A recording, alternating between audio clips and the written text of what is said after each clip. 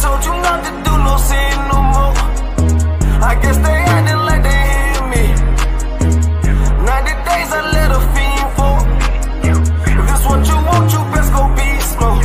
And she said, baby, I know you legit. Baby, I know you legit. She said, man, like you don't even exist. And I said, UPK made me like this. Bada bing, I popped the least suspected. I start all my crowns, ring and necklace. Do what the men above had taught me. Hey, you say I play too hot, no coffee. I had to change my life like this, yeah. I'm taking life for what it is, yeah. Quit acting blind, you need some lenses. Abiding by the damn scriptures, hey. I told you not to do no sin no more. I guess they acting like they hear me. 90 days I let a fiend for. If this what you want, you best go beast mode. And she said, baby, I know you legit. Baby, I know you legit. She said, man, like you don't even exist. And I said, UPK made me like this. I've been up, I've been up, I've been up, I've been up. I've been up, I've been up, I've been up, I've been up. Quit the fuss, show me love, I need love. Don't wanna leave me, yeah. I'm mixing up my damn problems. I'm mixing out all of that violence. If you with me, we on that fly shit. To all these worldly bastards round us, I say, I told you not to do no sin no more. I guess they acting like they hear me. 90 days I let a fiend for. If this what you want, you best go beast mode.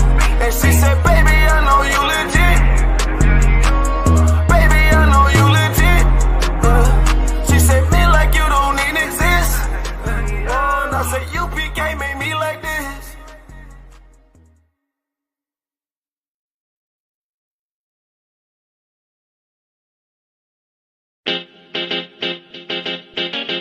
Baby, no listen to no fake news, them can't. Could do all it out and them never fake news. Notice say I just be a bad bitch, I get forward from with you. But the one you have feel good girl them lazy. She never did a features, R-rated. Never did a features, half naked. Me never did a piggy R-rated things halfway, that's why me give her ratings. She never did a features, half naked. Never did a features, R-rated. Me never did a piggy R-rated things halfway, that's why me give her ratings. I know every girl a white material. I know every girl forget the juice in my seed bag. I know every girl me trust to cook my food, nor boil my tea, not even put the milk in the cereal. Me like a catty when me dival. When we wash for cook for clean and no fuss. When she hear me get a new girl, I know that me mean when me say me fight me demons. Multiple wife legally, no illegal. Yeah, straight, me go crazy. I know every catty can be my first lady. I know every press plus body done pay for plus Tatiana no fit in and no Mercedes. When me say oh luxury dolly fi nurse baby, a trouble when luxury dolly turn old lady. So big up every girl we don't lazy. Your body big, but why your mommy donate it? R-rated. Never did a fi dress half naked. Me never did a fi give her be things halfway, that's why me give her ratings. She never did a fi dress half naked. Never did a fi dress R-rated. Me never did a piggy or be a things halfway, that's why me give her ratings. She now wait pan money for reach her and donation. She make reach her man donation. 100 and run, but he waste gal a pull her fi leave her man, but she stay strong. She know say them are no friends, them are haters. Them sleep with every man in a the acre. Can't get nobody fi stay long and want the advice for relation. Baby, no listen to no fake news. Them can't keep a man cause them never stay true. Could do all it out and them never pay dues. Never shut them out and them wicked and cruel, eh? Bag a man a rush but them just a get yours. Everything them have them did a fear blows. Instagram live them nude for the views. Baby that I know you though. Sure, R-rated. Never did a pictures half naked. Me never did a piggy or be things halfway, that's why me give her ratings. She never did a pictures half naked. Never did a pictures R-rated. Me never did a picky or the things halfway. That's why me give her ratings.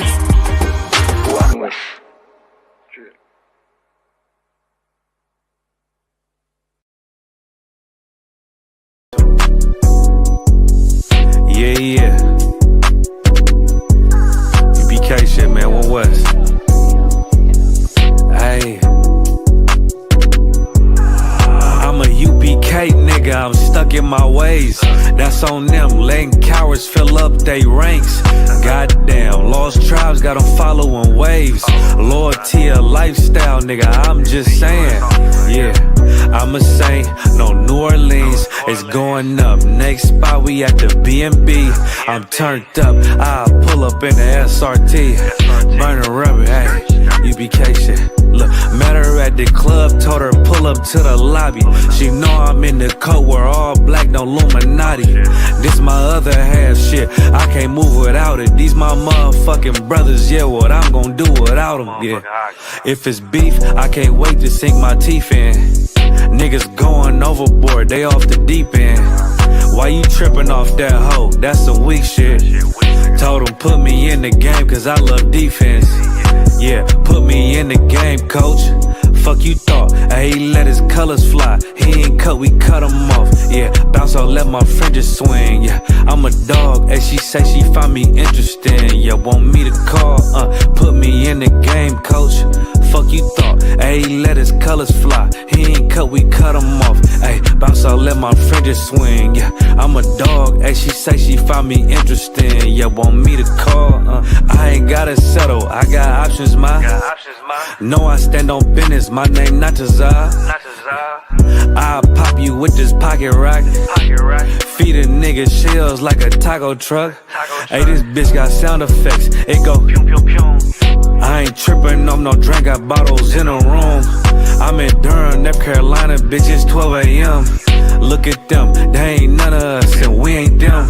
I told him put me in the game, coach. Fuck you thought, he let his colors fly. He ain't cut, we cut him off. Ay, bounce out, let my fringes swing. Yeah, I'm a dog, she say she find me interesting. Yeah, want me to call, put me in the game, coach. Fuck you thought, he let his colors fly. He ain't cut, we cut him off. Ay, bounce out, let my fringes swing. Yeah, I'm a dog, she say she find me interesting. Want me to call, yeah. UPK shit, man, you already know what it is. It's the 55th annual Passover, man, turn up. We gon' do this shit the UPK way, not the other way. You hear me? So you know, sister, this whole system I need for change. Yeah. To all who see the evil. Like nothing evil, nothing to blood clot. Yeah, and they ain't say nothing about it. ISUPK. Now the apocalypse rage for kill batty boy and Catholic priest. Tatter the lace, buckle the base. Chop it up, wrap it up, buckle the game. Rackle him teeth, man stand firm pan battlefield. All when them shackle with feet. All when death look certain. All when nothing no sweet, when I accept the fate. But you have some rasta boy when neglect black woman and child and a fuck white girl. You have some pastor boy where you molest the little children. You them forget dirt. Politician divide the people, them with them remedial roadworks. Which farm a band that a dead man turf. And when me grow that a help on earth, me see M1 burst, head back burst. Now that get a youth lay dead pan turf. When mama cry, nobody hear. Who bring in the guns them over the years? Breaking news over the year. Millions missing but nobody there to give a count. Nobody never did a count. So brother Anansi just come full up in my account. Me no give a fuck how much blood clot money you a earn. Man still want Babylon burn. You a so our turn for rule pan earth. Most time me a biggest send damage and curse. Pan the oppressor, famine and bombing and worse. Feed some maggot and worm. While them pussy they lock up them church. One West stay solid and dominant firm. Living with the flies on the roach. My youth better watch your approach. Careful how you talk to me. On Facebook, Twitter, me the mind where you post. Shout it out from coast to coast. UPK the truth till me voice get hoarse. Saving the lives of our people, waking them up, teaching the ancient scrolls. Gather together yourselves, every one of the 12. Tired of living in hell. 2 million we locked up in cells. What the fuck is that smell? Our babies in cages. This shit is outrageous. They stole our land, deporting our brothers, our kids with no fathers. UPK, we got the plan. Fuck all the demagogues, their crimes and treachery. Teaching my people these heresies. Who built America? You spilled the blood of my family. Got them slavery. While you shake hands with the enemies, all people destroyed out here. Tax checks, welfare, shit, I smell that weed in the Me air. don't give a fuck how much blood clot money you a earn, man. Still one Babylon yearn. You a so our turn for rule pan earth. Most time me a beg you send damage and curse. Pan the oppressor, famine and bombing and worse. Feed some maggot and worm. While them pussy they lock up them church. One West stay solid and dominant firm.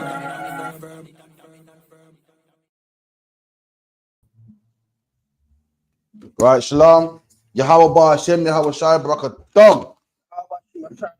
Yahweh Shema Latah Ba Hashem Shai to the sisters at Captain Karafia today from the ISUPK in the UK. I'm going to get for a quick class. Also, make sure you come down to 394 Lodge Road, B18 5PW. This Saturday, there'll be camp. Lord allow, if the weather's good, there'll be a camp. If everyone's started, bend the camera down a bit, please, if you could. Yeah, if you could, just spin the lens. Most side much better now. Camp in Leicester, class in Leicester as well, 5 till 7. Officer Dungabar will be keeping the class. It's going to be a powerful class when they have camp as well. Make sure you get down there.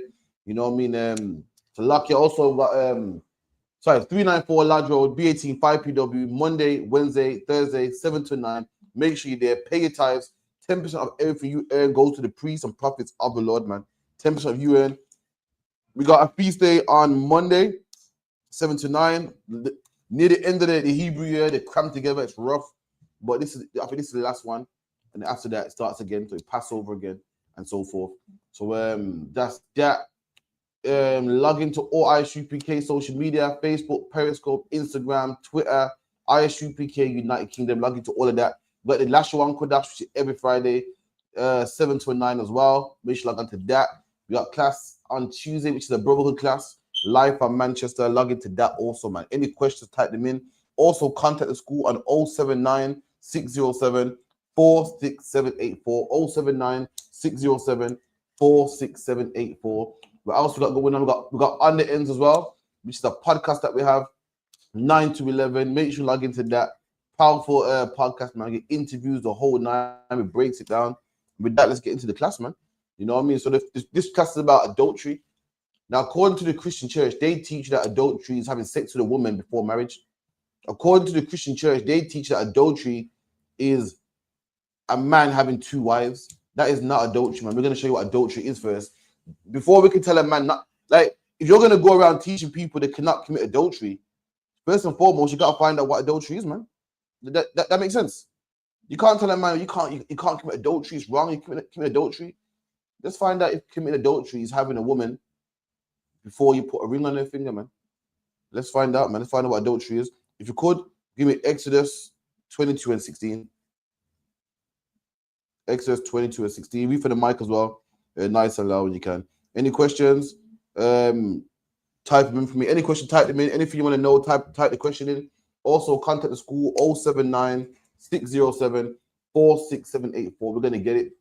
Because growing up a Christian, they told us that if you got a woman and you love that woman and, you know, but you're having sex with her before a pastor put a ring on it, you're committing adultery. You're shacking up. You're breaking the laws of God. They teach you, you're a man and you're a woman, and then you decide to get another one. That's committing adultery, man. What you don't know is, we're going to let you know what adultery is, man. Adultery is not a man with 2 women. Adultery is not a man having sex with his woman before the rice, before the wedding, before the ceremony. Those things are not adultery, man. We're going to show you what it is. Come on. Okay.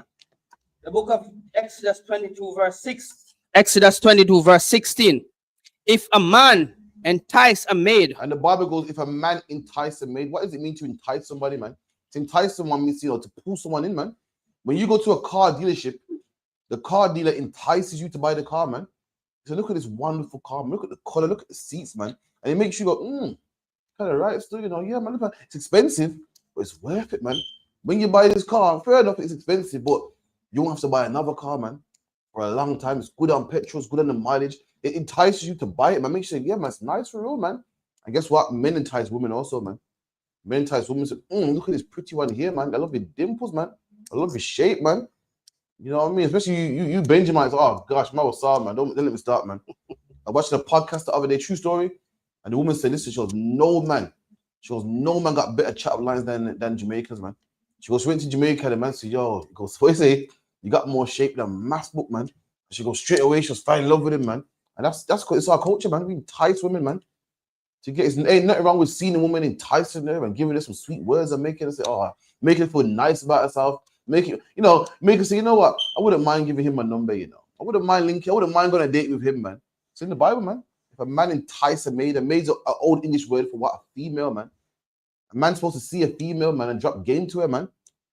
So dropping some lines on there and making her feel good, making her feel like, you know what? I feel I should give him a chance, Come on.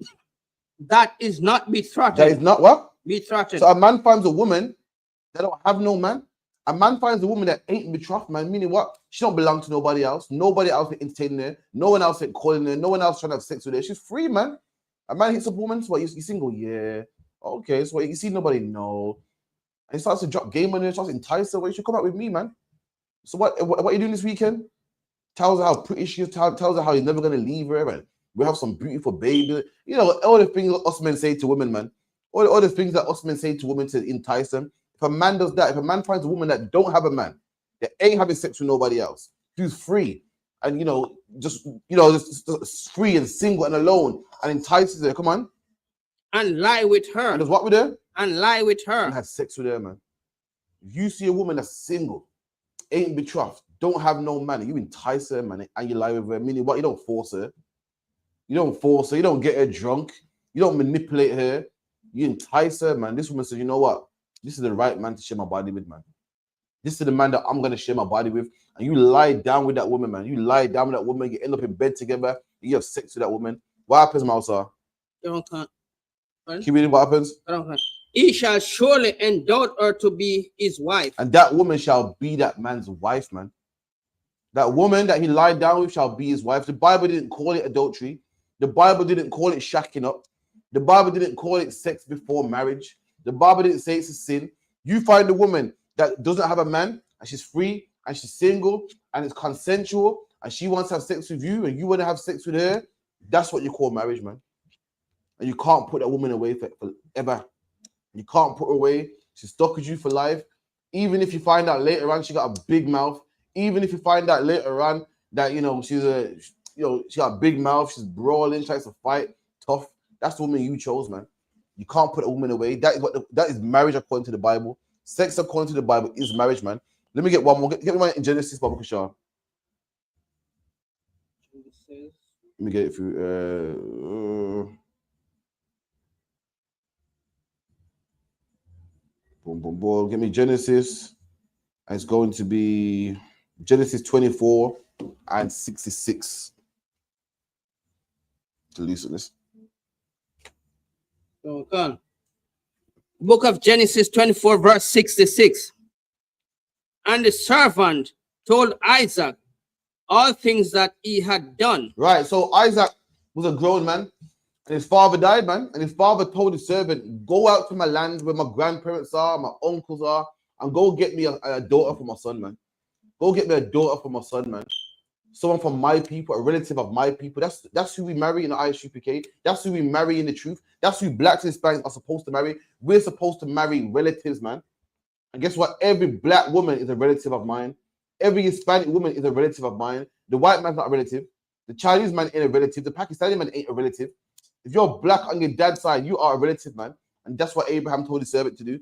Abraham said, before I die, go to my land and get a wife of my people for my son. And the servant did just that, man. This was an honorable servant. The servant got on his camel back, went hundreds of miles, got a cousin for Isaac and brought her right back, man. And this is what we're reading right now. That servant came back to his master Isaac. Our foreparents been marrying black women from the beginning, black man. You wonder why in the ISUPK we tell a black man to stay with a black woman. Why? Because our foreparents been doing it, man. It's a law. Isaac did it, Abraham did it, Jacob did it, and we do it in the ISUPK, man. Any woman who's black on the dad's side is our sister, man. And therefore, we can marry them. Therefore, we should marry them and marry nobody else, man. Come on. That's right. Verse 67. And Isaac brought her into his mother, Sarah, tent and... So hold on. Isaac took Sarah. Isaac took his cousin, his family member, his distant family member of his own people into his mother's tent, man. What does an adult man and an adult woman do in a tent, man? They procreate. Yeah, there you go, man. Have sex, man. We're adults here, man. But a man and woman go alone in a tent for one reason, man, to have sex. And Isaac put this woman into his mother's tent, man. Laid down with her, come on. And took Rebecca. And took Rebecca also. Went into his mom's tent. Took his woman, took Rebecca with him also. Come on. She became his wife. And in that tent, she became his wife. Meaning what, black man? You don't have to go to no church to make a black woman your wife, man. You ain't got to spend what? How much is a wedding nowadays? 10 grand, 15 grand, 30 grand to make no woman your wife, man. You ain't got to put no ring on no finger, man, to make a woman your wife. You ain't got to get down on one knee and dust up your jeans to make a woman your wife, man. You find a woman that you like. You find a woman that you can see yourself with in the future. You find a woman that you can see raising your kids, a good woman. Black man, you can lay down with her, man. You find yourself a woman that don't have no man. You find a woman who's black, Hispanic, Native Indian, and you choose to lie down with her, you can make her your wife, man. Without the priest, without ceremony, without, rice and the bouquet and the wedding and the cake, you can do it, man. That's in the Bible. Laying down with a woman, black man, is not adultery, man. We're going to find out what adultery is. So another thing, Christians will say, well, if a man has two women, that's adultery, man. You can't have two women. Our foreparents did. Abraham had two women. Abraham had a bondwoman and a free woman, man. Isaac had Isaac had one woman. Jacob had 4 women, man. King David had plenty of women, man. Multiple women. A man with multiple women is all throughout the Bible, man. Let's get a law on that too, man. Let me get the law on that real quick. Give me Deuteronomy 21 and about 15. So on. The book of Deuteronomy 21, verse 15. If a man have 2 wives. Read that again. If a man have 2 wives. One more time. If a man have 2 wives. Right, the Bible says if a man has 2 wives, man. Why? Mama, bring it home. Why is the scripture powerful? Remember, it didn't say a man can have 2 wives, you know. This what if a man have. This is how powerful scripture is. The scripture didn't say a man can have 2 wives. It said if a man have 2 wives. Meaning what, Mausa? If he choose to have 2 wives or more than 1 wife. What's the difference between a man can have more than 1 wife or the Bible saying if a man have 2 wives? It's optional that he can choose more than 1 wife. There you go, man. The fact that it says if a man has 2 wives, it means what? It's normal. If I say to you, if a man has 2 cars, if a man has 2 children, I didn't say a man can. If I said a man can have 2 children, you'd be like, oh, thank you, I can have 2, it's fine. If I say, if you got 2 cars, it means it's normal. Everyone got more than 1 car. Yeah, we know. I'm not really teach you anything, it's normal. It's just your choice. The Bible says, if, meaning this is what you do if a man does. It didn't say you can. It didn't say, you know what, you are allowed to. It said if, meaning what? This is common practice, man. And polygyny was common practice amongst the Hebrew Israelites, man. Let me tell you something. Polygyny was common practice against for everybody, not just blacks, Hispanics, Native Indians. The Africans did it. The Chinese did it. Everyone did it until what? Until the Romans, man. You get me? Monogamy is new. We got to fight with brothers and sisters. We got to fight with sisters mainly to deprogram them, man. Because they feel, oh no, that a man having more than 1 wife, that's new. It's not new, man. The whole earth had this practice, man. It was normal for a man to have more than 1 wife, man. It was normal for a man to choose, I want another one. It was normal. This whole polygyny thing, this whole monogamy thing, Salakia, that's new. That's the new thing. All throughout the Bible, men had more than 1 wife, man. So let me tell you something. The Bible says if a man have 2 wives, so having multiple wives is an adultery, man. Why? Because in the Old Testament, it was allowed. In the New Testament, it was allowed. Christ gave a parable about a man marrying 10 wives, man. Give me that parable, man. You know what the man about? Let me get there real quick. How were you at?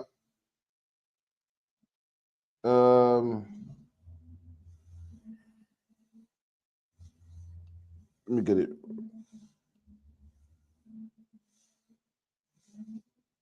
Is it 12? Boom, bear with me. Matthew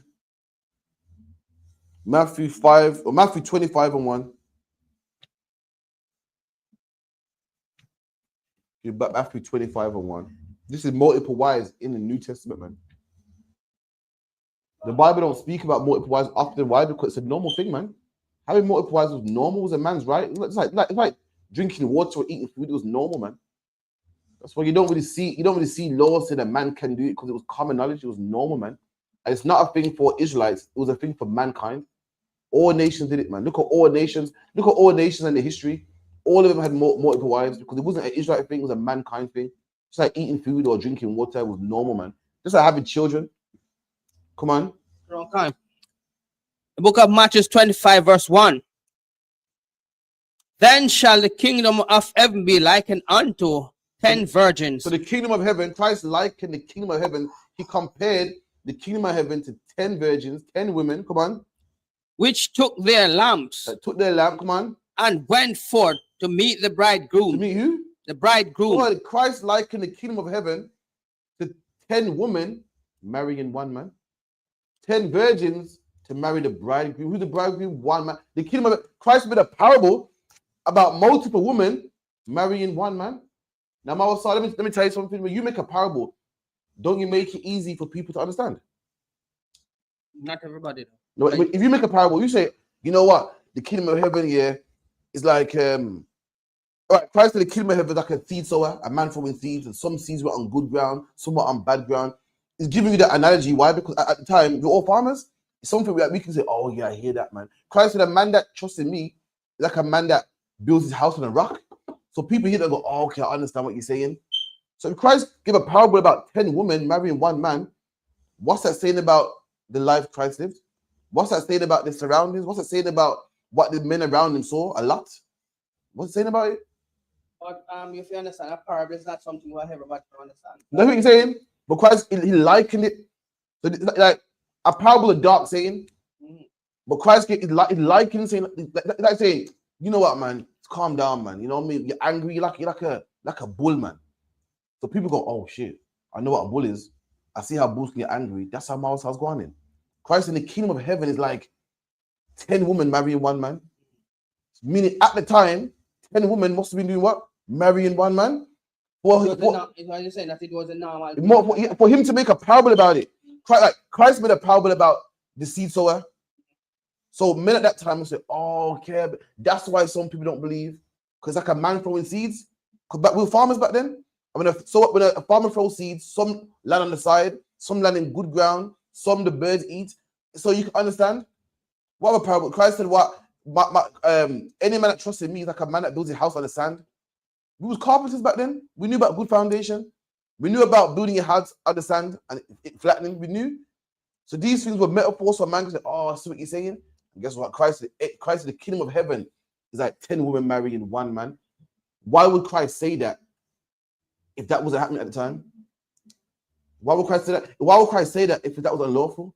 Would Christ say the kingdom of heaven is like 2 men marrying? What he wouldn't say that? Why? Because it's unlawful. But he did compare the kingdom of heaven to 10 women marrying one man. That is polygyny right there in the New Testament, man.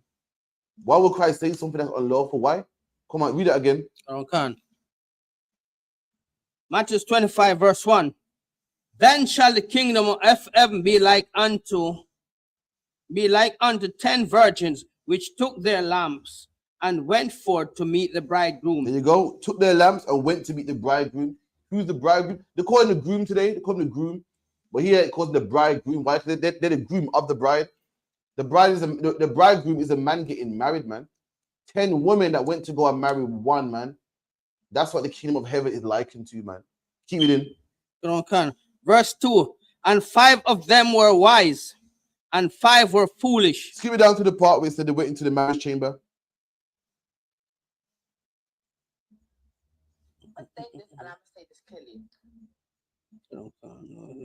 But it was too late and they went into the marriage chamber, I believe it was. Give me that part. Foolish. Skip through.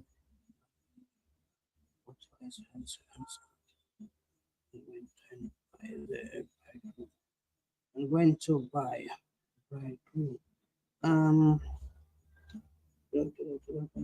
What verse right so far? What verse right now? I've skipped on to 22, man. Let's read through the thing. We can find it. To exchange and then at any time. Shall give. But in Matthew 25. Then shall the king say unto his right and come. Right, 1 second. Everyone tell them. No wicked soul.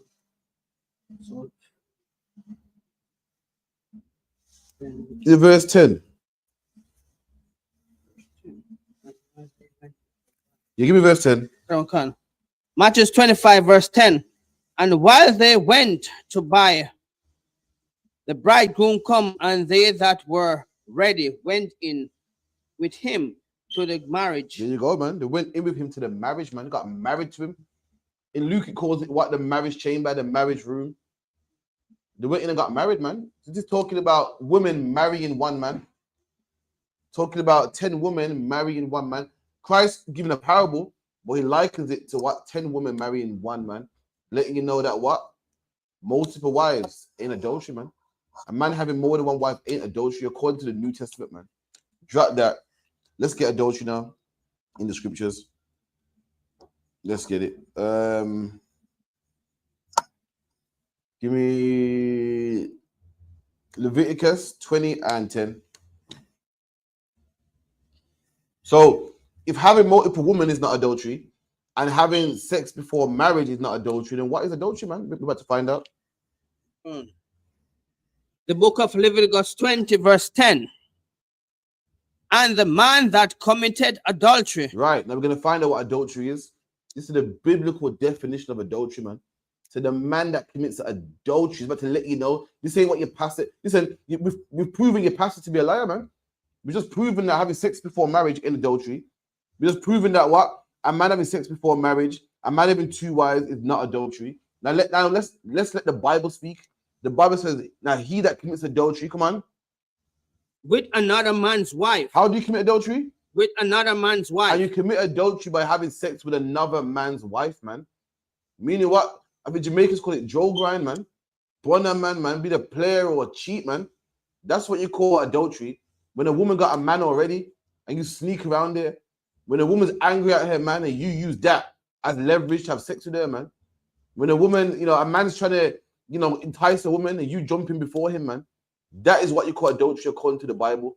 That is adultery when you have sex with another man's woman. Meaning what? This woman belongs to somebody else. This woman had sex with somebody else, man. She's another man's property, man. And you have sex with her anyway. That is what you call adultery. Adultery ain't a man having sex with a woman that he likes. It's not a man having sex with a woman who's single. It's not a man having 2 women. It's a man having sex with another man's woman. That is adultery according to the Bible. Read that again. Okay. And the man that committed adultery with another man's wife. The Bible says if a man commits adultery with another man's wife, come on. Even he that committed adultery. Indeed, he. The word even means indeed. Yes, he. Like, yes, that same man. Come on. With his neighbor's wife. With his neighbor's wife, man. With brothers, man. With brothers, the Bible calls us neighbors, man. You have sex with a black man, Hispanic man, native Indian man's woman. The Bible's highly against that, man. You break that, man. You kill that man, man. Look how much brothers are in jail right now. Why? Because some woman has sex with their best friend, man. Or some woman has sex with somebody else, man. Or they come, or someone told them, yo, your woman's having sex with somebody else, man. Or they gotta find out in the streets. You drive a man crazy, man. I lie. Look how much man's in jail, man. And the Bible speaks about that too, man. And this is the punishment when a woman has sex with somebody else. Now we don't do it now. Why? Because Christ gives everybody mercy, man. Or the Lord will take care of this. Black man, do not avenge yourself, as the Bible says. Avenge not yourselves, man. The Lord will take care of this. So you're having sex with a man's wife. Listen, man, you got death coming your way, man. If you don't change. If you don't change it. And listen, the man who you having sex, the man whose wife is stealing, she don't have to harm you. The Lord could harm you, man. The Lord could squeeze your heart, man. The Lord could make sure you crash your car, man. If that man not kill you, the Lord will, if you don't change, man. The Bible says, yeah, if a man's having sex with another man's wife, that same man, come on. Okay. The adulterer and the adulteress shall surely be put to death. Read that part again. The adulterer and the adulteress shall surely be put to death. And that was a crime? That was a punishment for that crime? You'll be put to death, man. They will stone you or burn you alive or something like that, man. That was a crime. Listen, it wasn't what it was today. Today, having sex with a man's wife is fun. You know, she likes me more. It's all, it's all about male ego. Has sex with his woman. When in the Bible, there's nothing fun about it, man. A crime like that was frowned upon. A crime like that would cost you your life, man. A crime like that wouldn't get you stripes. The only stripes that would get you was stripes across your back. The only stripes that would get you, you lose stripes in your life, man. You wouldn't get, big ups. You wouldn't get, everyone wouldn't be like, oh, my man took so-and-so's girl, man. Be careful. B.I.G., the rapper B.I.G. says, what? Don't leave your girl around me, man. In the kingdom of heaven, those lions, they will get you killed, man. They'll get you unalive, man. Read that again. Deuteronomy 20, Leviticus 20, verse 10. And the man that committed adultery with his neighbor's wife, even he that committed adultery with his neighbor's wife. There you go, man. You commit adultery with your neighbor's wife, come on. The adulterer and the adulteress shall surely be put to death. There you go. That's adulteress and adulterer will surely be put to death. Give me Proverbs 6 and 34, man. Book of Proverbs 6 and 34.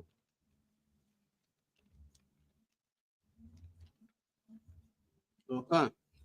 The book of Proverbs 6, verse 34. But whosoever commit adultery with a woman lacketh understanding. The Bible goes, any man that commits adultery lacks understanding, man. You're not wise, man. You ain't wise, but any man with understanding will say, you know what? This is wrong, man. I'm going to ruin a man's family, ruin his wife, his kids, everything. I'm going to ruin him. I'm going to destroy him. I'm not brotherly. This is our brother here, man. We're part of a nation, man. But you lack understanding. So all you care about is what is your penis. All you care about is, your orgasm and, your feelings and what feels good to you, man. You lack understanding of what you're going to do to a family. You lack understanding that you're going to destroy a family, destroy a brother of yours. You know what I mean? You don't even want this woman. All you want is just a hype. The feeling about getting caught drives you crazy, turns you on, man. Once the woman becomes yours, you're like, I don't want her, man. You lack understanding, man. Come on. Okay. He do it, destroys his own soul. Read that part again. He that do it destroy his own soul. Right, and he that commits adultery, you kill yourself, man. You destroy your own soul, man. You destroy your own soul, man. Why? Because now you're going to be put to death. Now the Lord's going to punish you, man. You have a sex to another man's woman, you're killing yourself. It's a punishment of death, man. And you have a sex with another man's woman, you're only punishing yourself. You're only harming yourself, man. Come on. Verse 33. A wound and dishonored shall he get. And a wound and dishonor shall he get, man. And a lot of cases, what happens, man, you get a bullet wound, man.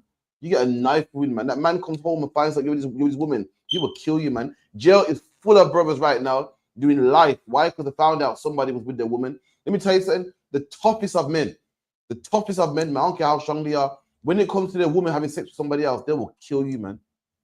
People think, he'll be all right. He'll be all right. He's strong, man. Nah, man. When it comes to a man having sex with your woman, listen, man. That hurts, man. A man will kill you for that, man. A man will unalive you for that. And you have sex with a man's wife. The Bible goes, you'll get a wound, man.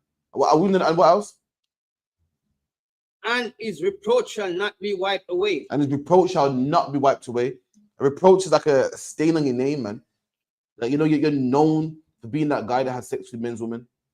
Like, I keep telling you, the world we live in now is an antichrist world, man. The world we live in now, you won't get a reproach. It's fine, it's well. I don't know if folks said it. The world we live in today, you don't get a reproach for it, man. In this world in 2025, you're applauded for having sex with a man's wife. You get respect for having sex with a man's wife. But according to the Bible, you're supposed to get reproached. You're supposed to be known as, don't talk to him. Why? What's up? He has sex with also women. Yeah.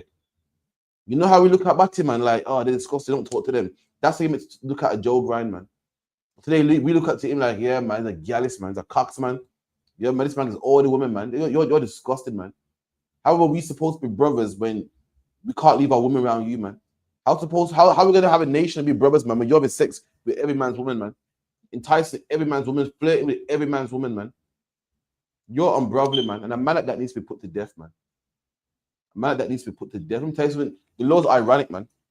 In Jamaica, there was a true story. There was an artist called Captain Barkey. I kid you not. And all of it, they call him the Bonner, man. Because all of his tunes is about having sex with a man's wife, having sex with a man's wife. And the law's so ironic. The Bible said what? By the sword shall you live, by the sword you shall die, man. And the Bible said, how did this man die? And they shut him up. He died because what? He was having sex with a man's woman, man. Mm-hmm. That's how it is, man. You live that life, the Lord will make sure you get taken out that way. And look, that man's a reproach. His name. Look, let me tell you something. Imagine that. Imagine you got grandkids and grandkids like, yo, dad, how did granddad die? Well, you know, granddad was having sex with a woman that wasn't his, and the man come back and shot him. That's a reproach, man. He didn't die a hero. He didn't die a martyr. He didn't die a legend. He died by having sex with another man's woman, man. Let me get the article real quick, man. Verse 34. Hold up. Get it. Let me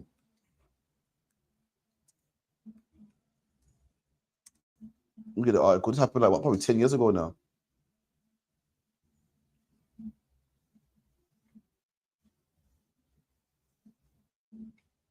Let me know. If you could, when it pulls up, just read it, yeah? Let's get it.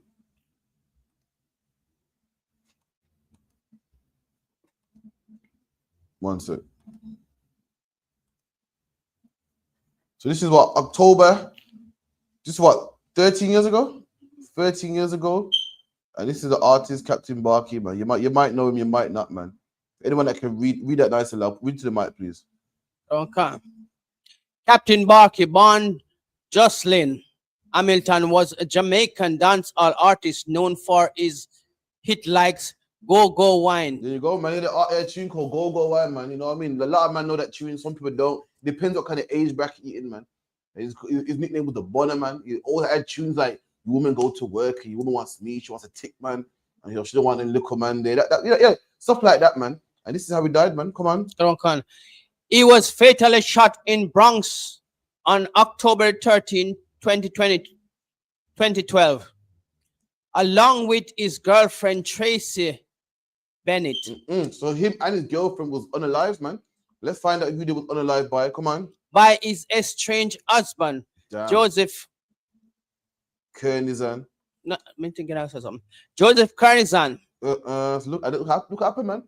This woman had a husband. A husband, man. The husband killed both of them, man. Killed both of them. Black man, be careful, man. You're thinking, yeah, well, her and her husband don't talk. They're separated, man. This gives me the room to move in, man. But this man's dead now, man. All the things he rapped about and sung about and thought was fun, he died that same way. He ain't with us no more. His sons don't have a father no more. His grandkids don't have a granddad no more. His woman don't have a man no more. Why? Because this man wanted to run around with women that weren't his, man. Keep it in. The incident occurred in the parking lot of the Holiday Motel. There you go. And he's in a motel with this woman. That's where a lot of people go commit their adulterous acts, man. They can't do it in their house. Why? Because they're not with this woman. They're sneaking around, man. Sneaking around hotel to hotel. Your man's calling you. They make tunes about Mousa. Your man's calling you, just turn your phone off, man. And when your girl's with me, she don't answer the phone. I think this is funny, man. All right, we'll see, man. The Lord is real, black man, Hispanic man, Native Indian man. It's real, man. If you're in the ISUPK, listen, we got to start pretending like we're the truth, man. We got to start reading and believing what we read. What we read, we got to believe it, man. If you're doing shit like this, stop it, man. The Lord make sure you die, man. You got to start believing it, man. If you're having sex with another man's woman, stop it, man. Come on. Where Barkey was shot multiple times and Bennett was also killed shortly after. Damn, come on. Kernizan, who had a history of violence, a violent behavior, was later apprehended and took his own life. So this man, the same man, the husband, was apprehended, locked up, caught by the police, and killed himself. Everyone's dead, man. All three of them are dead. All three people. There's 3 people that's dead. Loved ones lost. Why? Because a man couldn't leave a man's woman alone. Because a woman couldn't stop being a whore, man, and just stick to her, man. Because a woman couldn't go back to her husband and sort shit out, man. All because of adultery. We keep going where you are in Proverbs. We'll get onto this.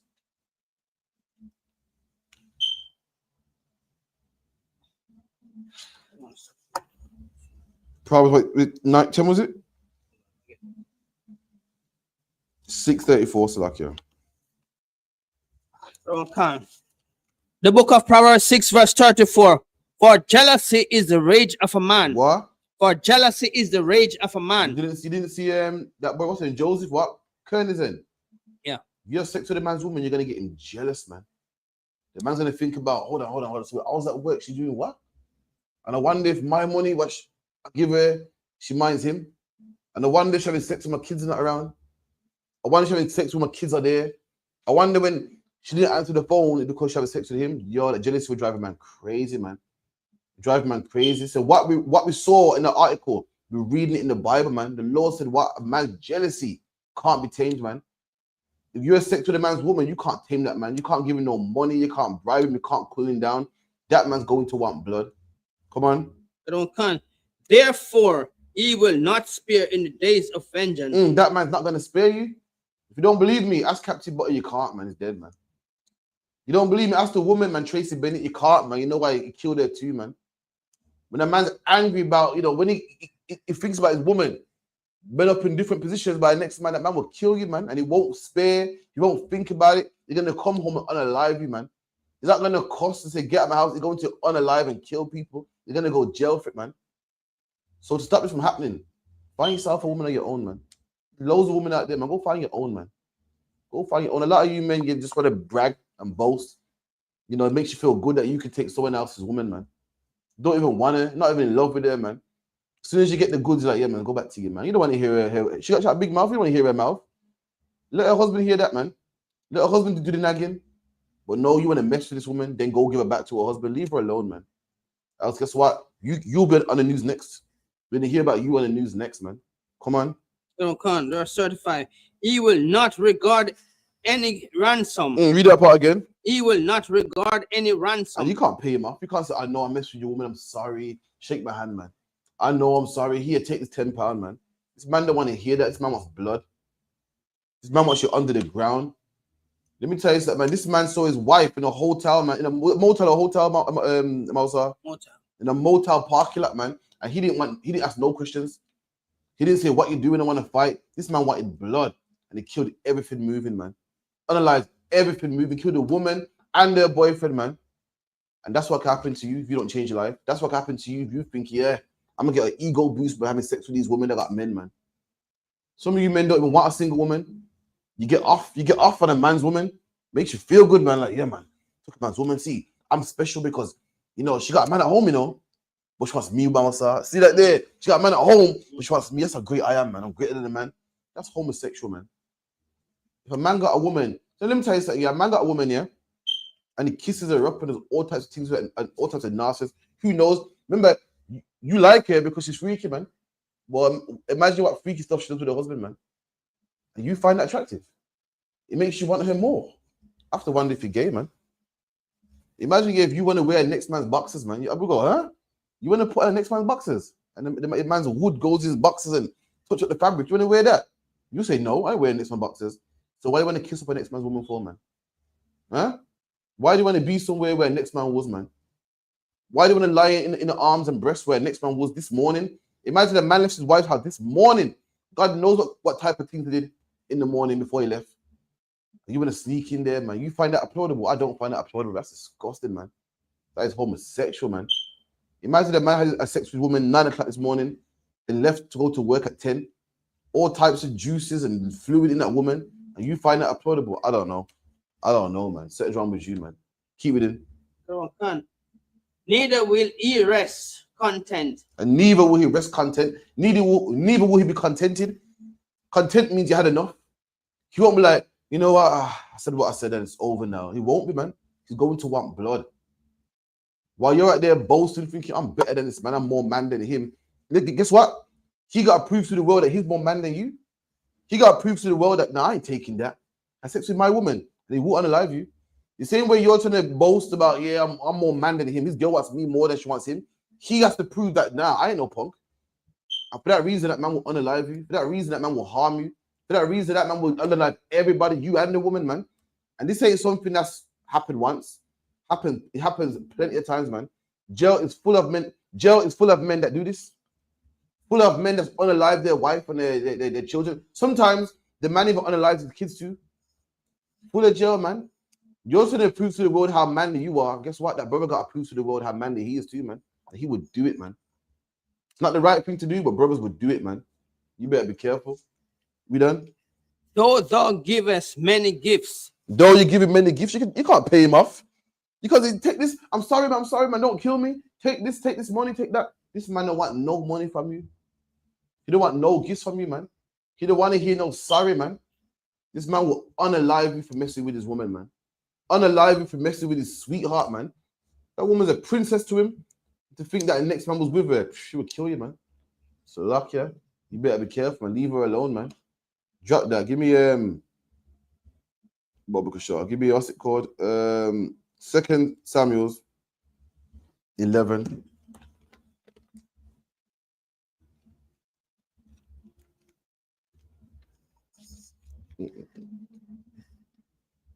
Any questions? Type them in, man. You know, we'll get it for man. 2 Samuel 11. Yeah, we about 11:01 if you could. The book of 2 Samuel 11, verse 1. And it came to pass after the years was expired at the time when the king goes forth to battle, that David sent Joab to his servant with him and all Israel, and they destroyed the children of Haman. Right, so David's the king right now, and you know, destroying the Ammonites. Ammonites are Japanese. Yes, Khan, you're right. There's the Amorites, which are what, Africans, right? There's the Ammonites, which are Japanese. We was at war with the Japanese at this time in history, and we slayed them, man. At this time, David's our king. We had a wicked king who's a Benjamite called King Saul. He fell, and now David is king. And he's doing the work of the Lord, going out there, you know, getting rid of all these other nations, all these empires, and he's building up the land of Israel, man. At this point, we kill the Ammonites. Come on. Khan. And besiege Rahab. And he besieged Rahab, man. To besiege is to what? Take over a city. The city called Rahab. I mean, we besieged it, man. Encamped around it. You know what I mean? Besieged it. Come on.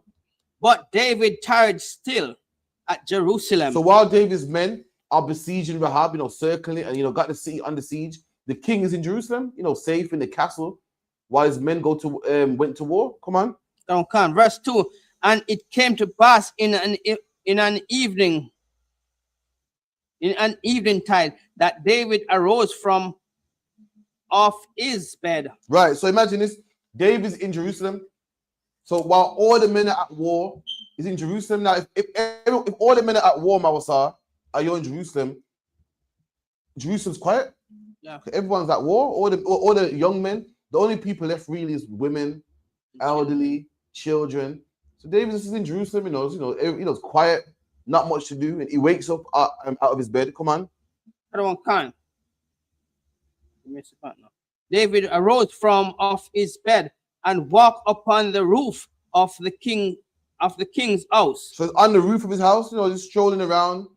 You see, nothing much to do. All the men are at war. No one's really around. All of his soldiers, no one much to talk to because everyone's at war. Everyone's fighting. You know, for our kingdom. Come on. And from the roof, he saw a woman washing herself. And from the roof, he saw a woman washing. You know how you go to the club and you see a woman across the dance floor. You think, who is that, man? Or you know when you go into work, you see a woman at the bus stop. You think, yo, who's that? Or you do what you're doing, you see a woman, and you lock eyes on her, man. But David saw a woman. He saw a woman that looked good to him, man. He's like, yo, who the hell is that woman right there, man? Come on. And the woman was very beautiful to look upon. And the woman was good to look upon. Fair woman, man. Good looking, beautiful. You know what I mean? Good looking, man. David's like, oh my God, who is that, man? Everything that he wanted, she had, man. The body he liked, she got. The face he liked, she got. Whatever his flavor was, that woman had it, man. Come on. Verse 3. And David sent and inquired of the woman. And David sent and inquired of the woman. What does that mean, to inquire of the woman? Inquiry means what? Questions, man. He's asking people, you know who that is? Yo, boss, you know her? She got a man. Where's she from, man? She's single. David asked people, remember his king? So people, he can send messages out, man. They'll come back. He went and inquired of this woman. Who's there? What's her name? What's her age? Who's this woman, man? Come on. And one said, it is not this beauty. It is not this Bathsheba, the daughter of Eliam. There you go. So one man came back to David and said, yep, I know her, man. Her name is Bathsheba, the daughter of Eliam. Come on. The wife of Uriah. The wife of what? The wife of Uriah. Right. Now this woman got a man. This woman got a man. We know what adultery. Adultery having sex with another man's woman. David was supposed to hear that and go, oh, okay, my bad. All right, slack, yeah. You know, I gotta back up. She's taken. That's what David was supposed to do. But this is what David did, man. Let's find out if the Lord was happy with this, man. Let's find out what David did, and let's see if the Lord was happy with what David did. Come on. The wife of Uriah the Hittite. Verse 4. And David sent message and took her. David sent messengers and took her. She came in unto him. And David didn't care, man. David go, boy, oh man. And that's Satan right there, man. That's how it works, Mawasar. You meet a woman, man, everything's going good, man. The conversation's popping, Mawasar. You know, you're laughing, you're joking. You know, get on, man. They say you got a man. And you hear, yeah, but me not talking, you know. Yeah, but it's getting on my nerves, man. Yeah, but if you, oh man, I gotta back up, man. And it hurts, man, but you gotta do it, man. David couldn't do it. He couldn't do it. The woman was on his mindset. It was strong on him, man. And David told men and brought her unto him, man. Said men, women, messengers of David went to women and said, yo, the king summons you. The king wants to see you at his house, man. And what happens, Mawasab, man, you don't want to do it, but you have one drink and two drink, and before you know it, man, you commit adultery. That's what the Bible says, what? Sit not with the next man. In fact, hold where you are. Hold where you are. Give me the Apocrypha.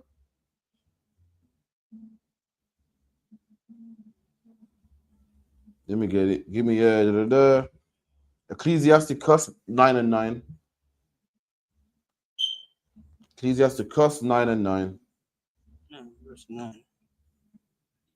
The book of Ecclesiasticus 9 verse 9. Sit not at all with another man's woman. The Bible says sit not at all with another man's woman, man. Don't be with a man's woman. Oh, she's my friend, man. Yeah, she got a man, but she's my friend, man. We're going for drinks.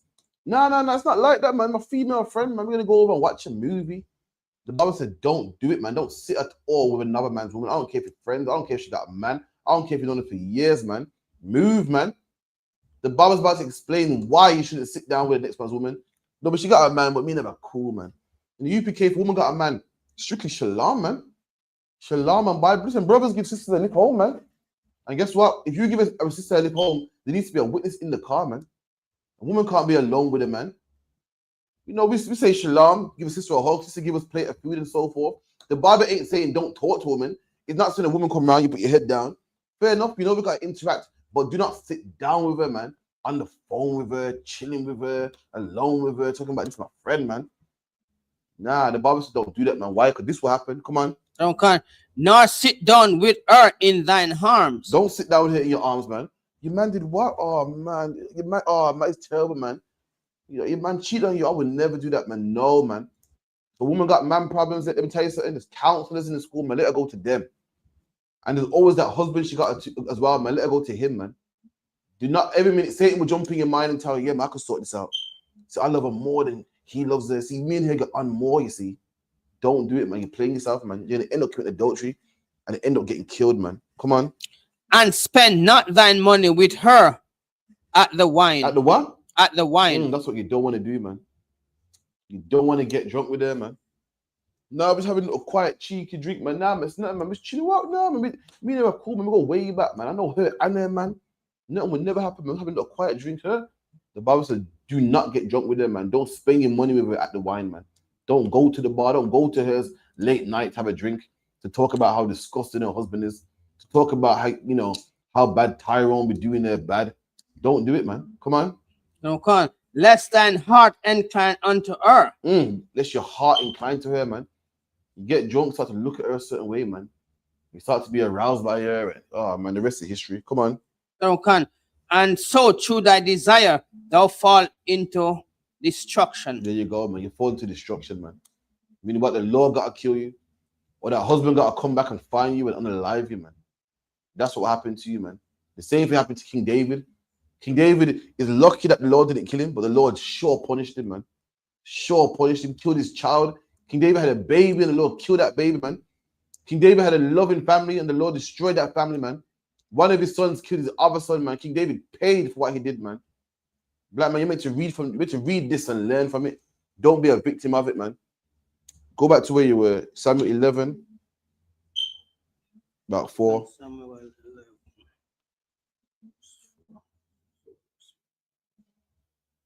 And David sent messengers and took her, and she came in unto him, and he lay with her, for she was purified from her uncleanness. Then you want read that part again, so like here. Okay. And David sent messengers and took her. David and got messengers. So yo, go send for that woman, man. Tell that woman that the king's calling her. Tell that woman that she's nice. I like her, man. I'm gonna chat to her, man. Sent messengers and took her. Come on. And she came in unto him, And she came to his house. Come on. and he lay with her. And he lay with this woman that had a man already. Lay with this woman that had a husband already. Remember, where's her husband? Her husband at war. At war. He's at war, man. David saw opportunity to go have sex with this man's woman. David had sex with a man's woman while the man was at war, man. Just like how you have sex with a man's woman while that man's at work, man. While that man's at work, that man's out there working for his family, man. Working for his family. What do you think? Oh, yeah, I'm gonna go in there while he's working, man. Try to justify it, man. No, no, what it is, you don't love her anyway. What is she pays all the bills and she's not happy? That's none of your business, man. That's not even, that's like Mama saw. That's like a man got a child here. You say I'm taking the child because the child's happy with me, and he don't buy the child toys. And it's been a while since the child got to play PlayStation. None of your business, man. Everyone runs their house all different, man. If a woman ain't happy with the man that she got, man, as counsel, man, she can speak to him. It's not your place to jump in there. Ain't your place, man. King David thought that, King David thought, I'm king. I can do what I want, man. I had sex with another man's woman. I had sex with his brother's woman, man. Come on. For she was purified from her uncleanness. And this woman just finished their period, man. You purify for her uncleanness, meaning what? In the Bible, a woman has a monthly. She waits 7 days, then she's clean again. The woman was washing, man, just finished her uncleanness, and David had sex with her, man. And that's why she got pregnant. Okay, everybody knows that when a woman finishes her period, that's when she's most fertile. And that's why she got pregnant, man. And that's why David had to try cover it up and try kill the husband, man. So no one knew who the baby was. No one knows whose babies it was, sorry. Come on. And she returned unto her house. And returned unto her house, man. And all this happened, why? Because David couldn't control himself. Black man, Hispanic man, Native Indian man, the day's gonna come when you're gonna speak to a woman, you're gonna find out she got a man. She's gonna say something like, yeah, I got a man, but in jail. Or yeah, I got a man, but no one gotta know. I got a man, but he didn't treat me right, man. And black man, that day you have to be strong, man. Satan gonna come in your head and say, yeah, I might can get away with this, man, because they don't get on. And the woman's gonna twist it so good, make her like the man such a bad person, and I don't like him anyway, to make you say, yeah, you know what, I should do this, man. Black man, listen, we're about to read what you should do, man. We're about to read what you should do, man. Come on. Verse 5. And the woman conceived. And she what? And the woman conceived. And of course she conceived, man. Of course, the man has sex with her straight after her uncleanness, man. Anyone knows about woman's cycle? You have a cycle. Why? Because your eggs drop. All your old eggs drop and you have brand new ones, man. So this woman was super fertile, man.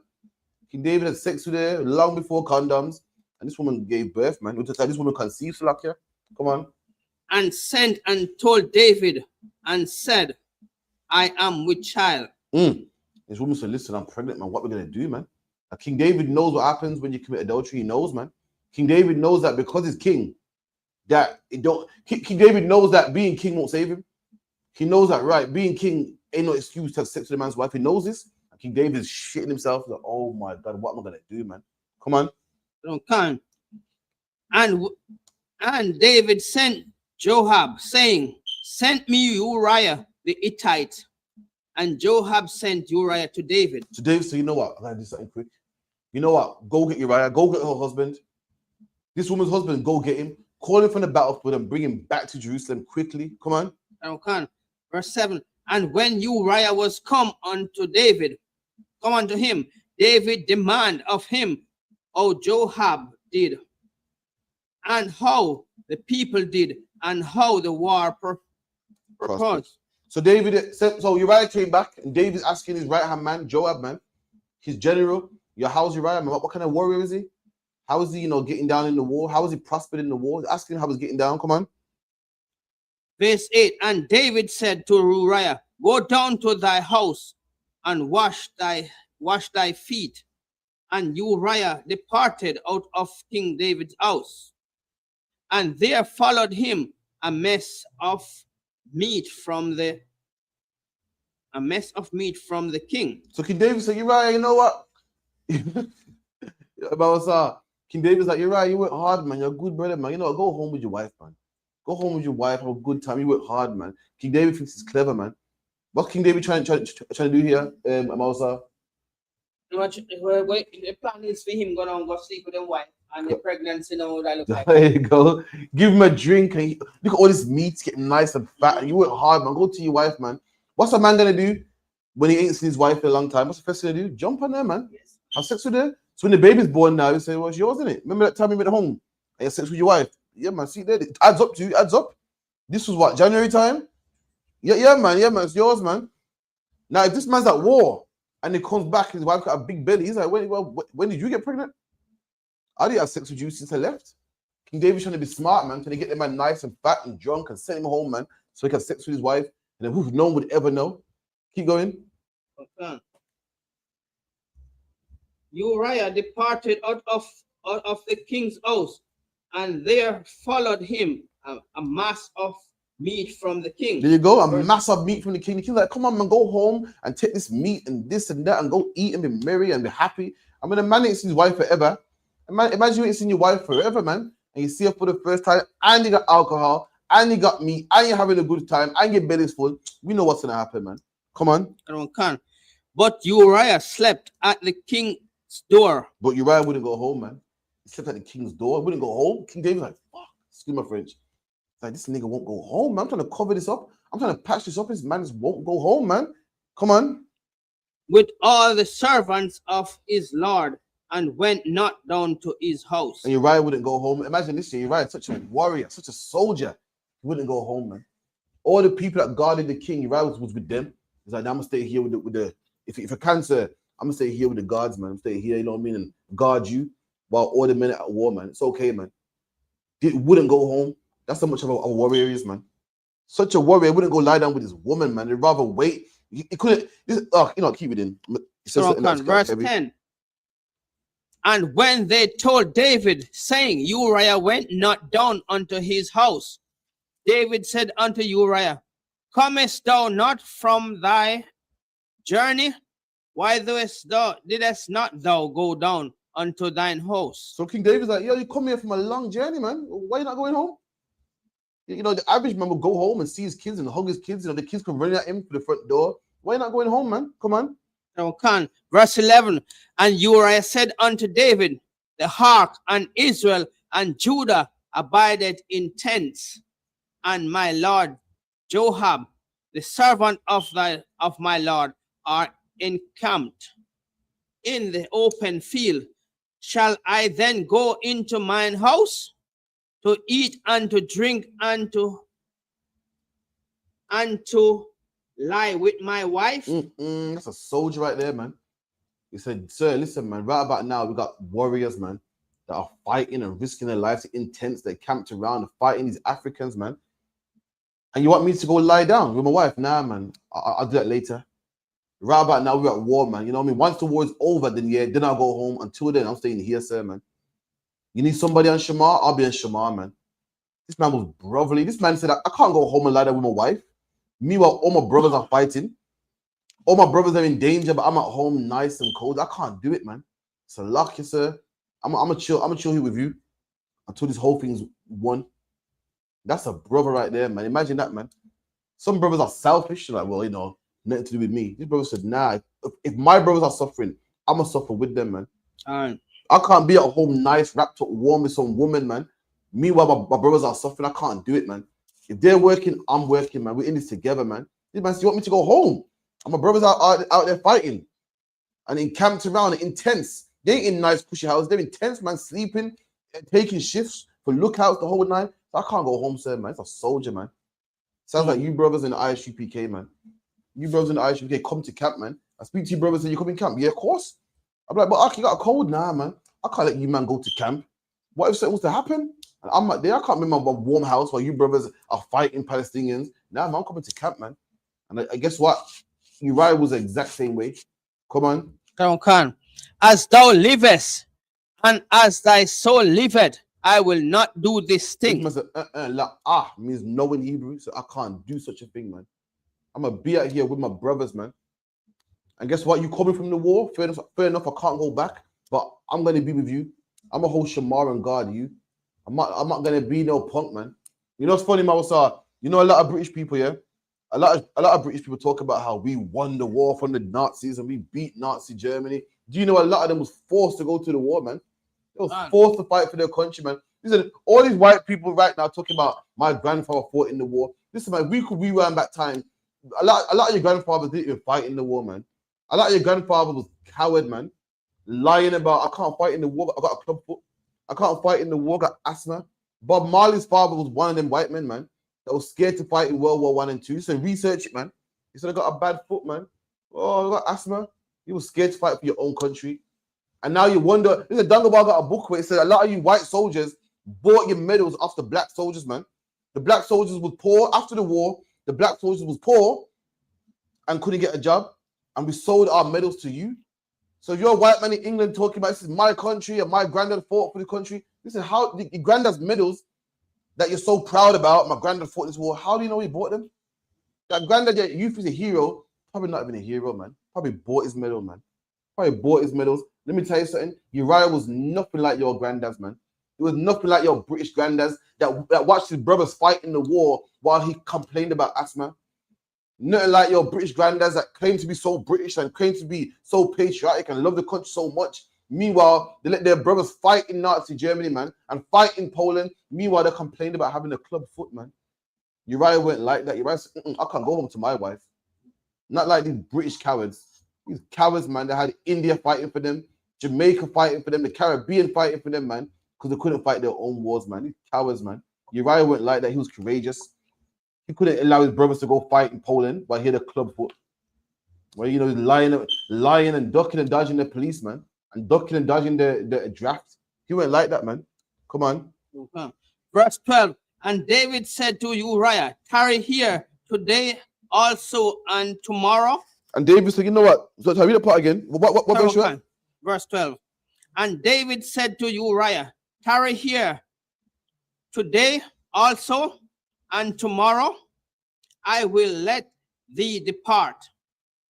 So Uriah abide in Jerusalem that day. So David said, David, you know what? Fine. Chill with me for 2 days, man. Chill with me today and tomorrow, man. Come on. And the morrow.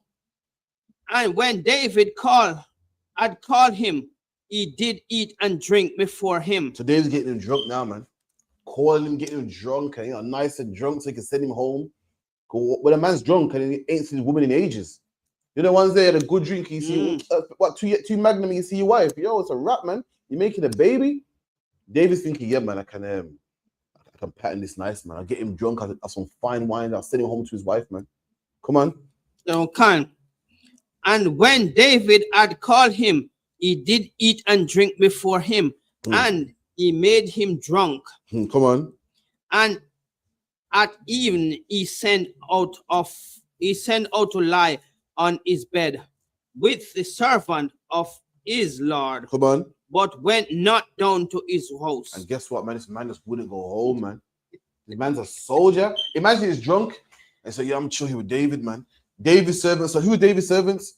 Is bodyguards, man. Joab and all the man say, yeah, I'll chill with you, man. No, I'm arrested stuff, man. You're on Shema, you're on watch. All right, cool, I'm chill with you, man. This man's on job even when he's drunk, man. This is militant. It's all about his brothers 24/7. He would not go home, man. You get them brothers too, man. You seen them brothers before? Yeah. That's militant. You ever you see them bad man back in the day? And there's unbadness, man. 24/7. You don't see them with a woman, my man.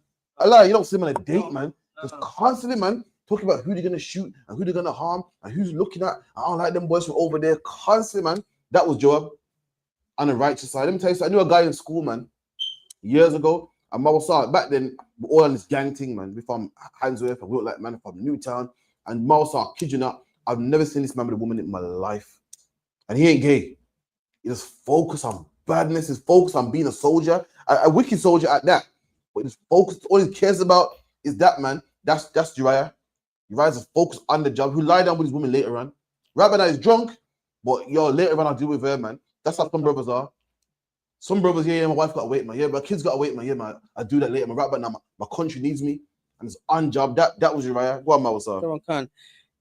what you're saying is true, you know, because in Spanish Town, as on Cumberland Road, this guy was living on Cumberland Road, and all he talk about is just violence. Going down to bus terminal, see if he can grab 2 bags or anyway, see like supermarket is, he see if he can snatch here and rip 2 packets or something. You know what I mean?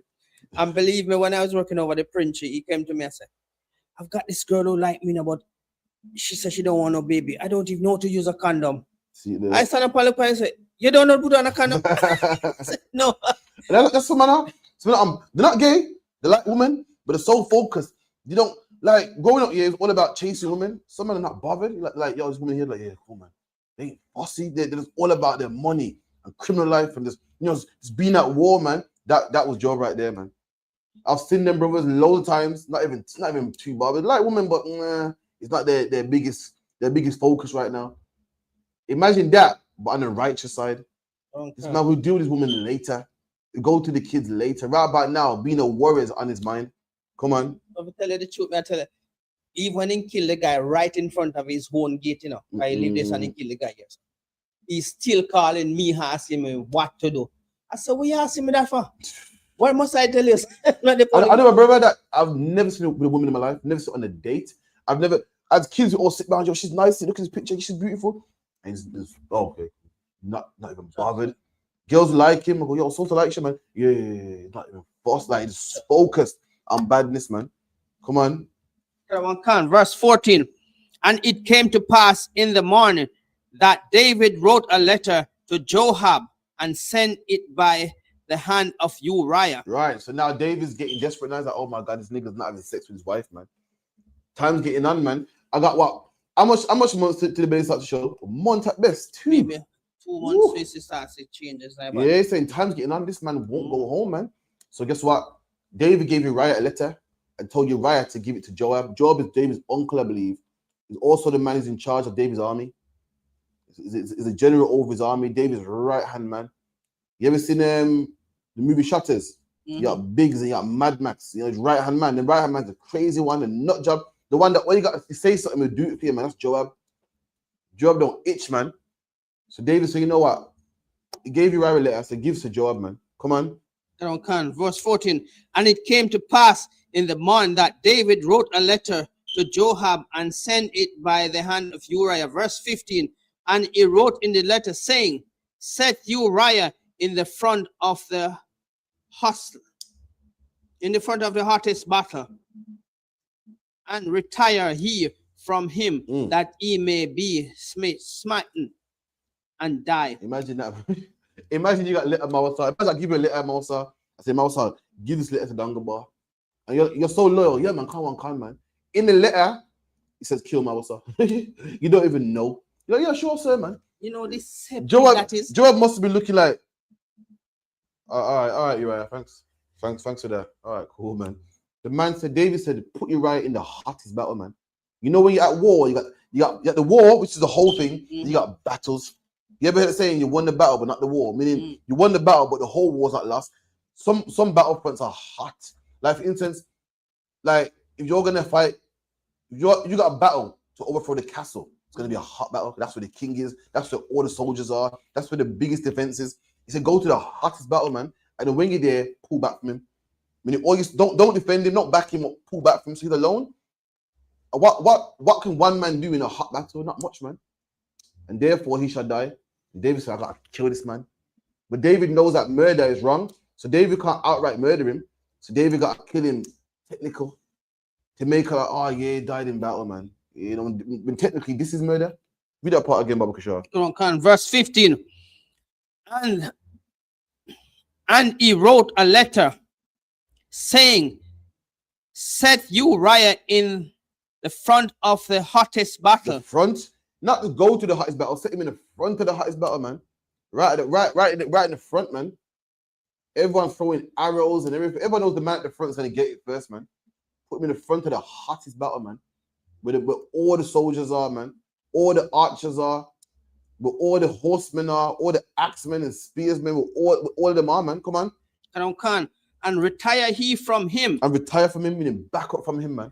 Everyone's retired. Leave him by himself. Come on. That he may be smitten and die. That's murder right there, man. That's what King David did. Why? All because of adultery, man. When had he kept himself to himself, he wouldn't have to be going through this. He wouldn't have to be fretting. He wouldn't have to be trying to cover his tracks, man.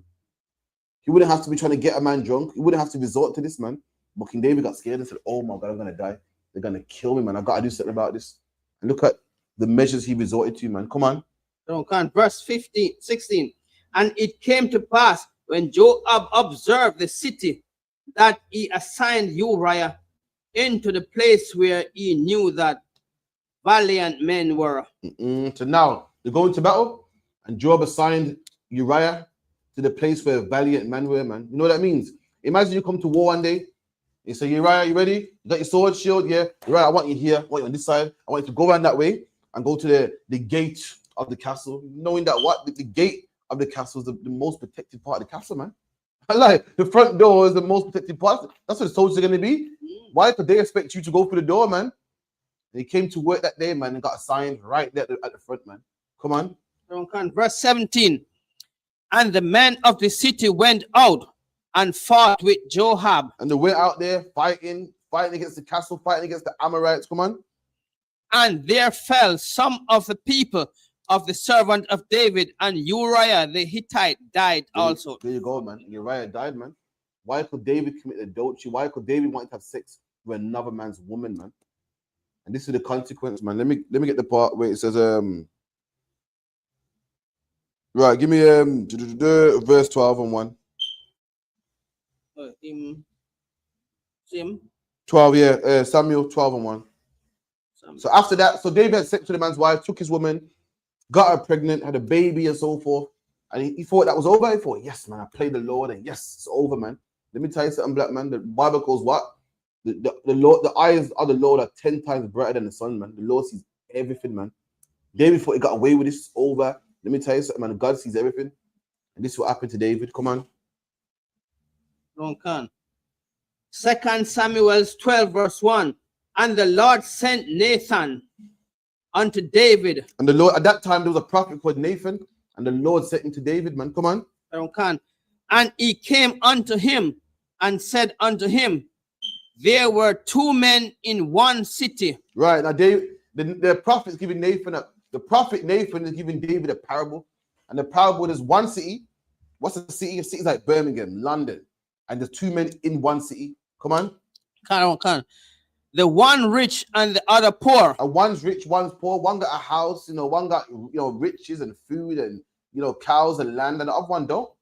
The other one don't have as much. You don't have land. You don't have sheep and oxen and land like the other man does. Come on. The rich man had exceedingly many flocks and herds. And the rich man had many flocks, man. Loads of sheep and loads of oxen and loads of cows and deer and wherever the case may be, man. Come on. Verse 3.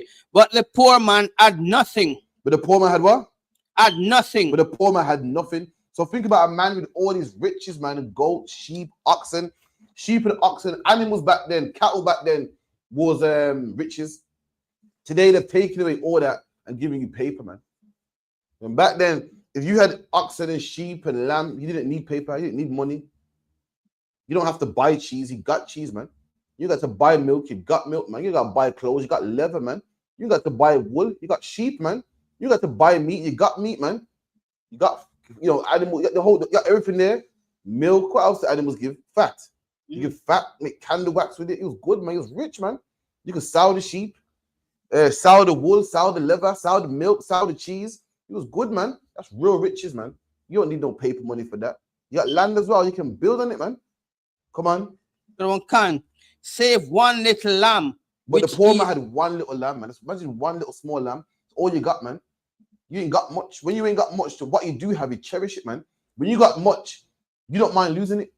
Because it's nothing to you. Like, for instance, if I got £5, I'm gonna spend it wisely. It's precious to me. A rich man got $1 million, he can spend on, he can spend carelessly because he got loads, man. But this man had one lamb, man. That lamb was precious to him. Come on. 2 seconds. And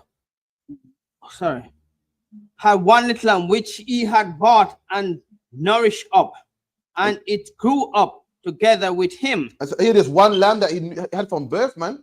Nourished it, fed it, and grew up with him. Had it from a long time, man. You ever have like a puppy dog or something?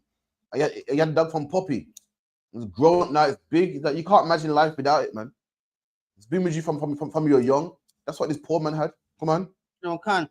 And with his children, it did eat of his own meat and drank of his own cup. There you go, man. You have a lamb. It eats, you know, the fodder. But imagine you got a lamb that you love so much, eats your food, man. It's a parable of how much Uriah loved his wife. Come on. Can. And lay in his bosom. And laid in his bosom. Come on. As was unto him as a daughter. Come on. Verse 4. And there came a traveler unto the rich man, and he spared to take off his own flocks. So a traveler came to the rich man. So imagine that the rich man got a guest.